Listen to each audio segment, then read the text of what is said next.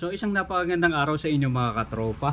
Isang happy morning na naman. Ayan, happy fiesta sa lahat-lahat ng mga katropa natin na may fiesta ngayon sa kanilang bayan, barangay at kung saan-saan man.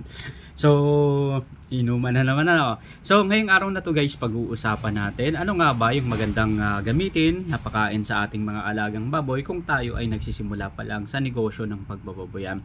At saan ba tayo maaaring kumuha ng magandang pakain sa baboy para makatipid. Yun naman talaga yung gusto natin, di ba?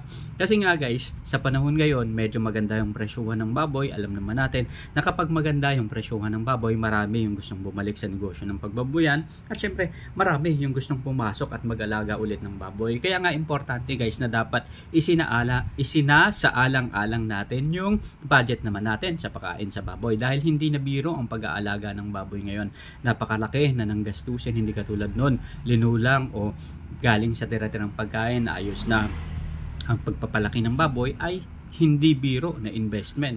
Napakalaki na po dahil sa kasalukuyan maaari kang gumastos ng 10,000 to 13,000 hanggang 14,000 ang maaari mong gastusin sa isang baboy kung ito ay bibilhin mo pa kasama na dyan yung pagkain.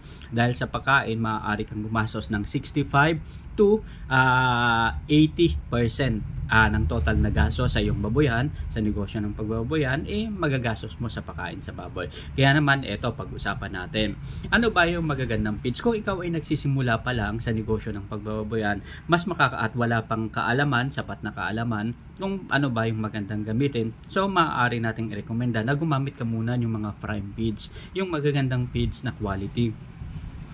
Tulad ng mga Bimig, Big Rulac, Uno, at kung ano-ano pa. Ayan, napakaraming magagandang feeds, yung mga leading feeds na at yung meron na talagang napatunayan sa market na laging ginagamit ng mga katropa natin. Nang sa ganon, hindi ka na mamroblema. Dahil kapag nagkataon na bumili ka ng mumurahing feeds, tapos medyo mahina yung quality at hindi mo pa naman gamay, hindi mo pa naranasan, hindi pa subok sa market, so maaaring hindi mo makuha yung target weight mo. So sayang lang yung ginastos mong pera. Ito, ano ba yung mas makakabuti? Mas makakabuti bang bumili ng branded feeds o mas makakabuti na bumili ng mumurahing feeds? Kung ikaw ay nagsisimula pa, branded feeds muna yung gamitin mo. Pero kung may sapat ka ng kaalaman, kasanayan at nakapag-alaga ka na ng baboy ng mga ilang season, so maaari ka ng gumamit, mag-explore ng mga ibang feeds company para at least alam mo na kung paano balansehin base sa karanasan mo, base sa experience mo. Ito naman, saan ba tayo maaaring kumuha? Ito, maaari tayong bumili sa ating mga suking tindahan, sa mga agri-vet store o kahit sa mga tindahan na nagtitinda ng mga feeds sa inyong barangay o sa inyong lugar.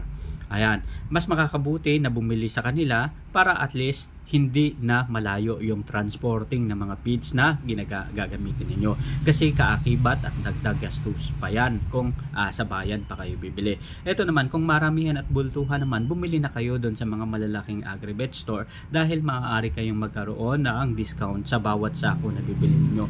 Usually, nagre-range yung mga discount nila from 70 pesos to 270 pesos. 70 pesos to 270 pesos per sako. Depende yan kung anong brand yung gamit ninyo at kung ilang sako yung bibili ninyo at kung direct ba yung pagbili ninyo.